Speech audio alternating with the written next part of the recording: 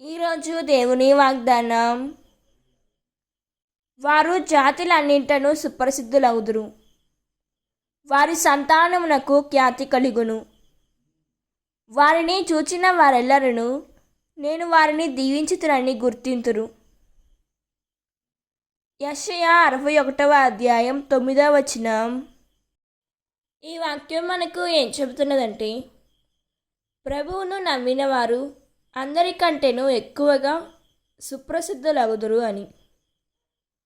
ప్రభువును నమ్మిన వారి సంతానం ఎక్కువగా ఖ్యాతి కలుగుతుంది.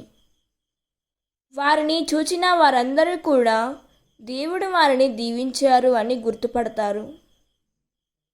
దేవుడు ఈ వాక్యం వింటున్న ప్రతి ఒక్కరిని దీవించునుగాక. ప్రార్థన.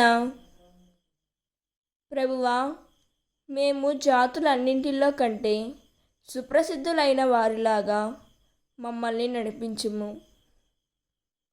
మా సంతానం ఖ్యాతి కలుగునట్లు నీవే కాపాడుము తండ్రి.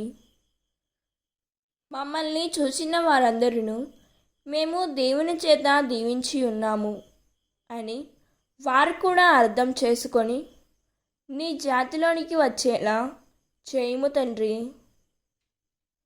Amen. God bless you.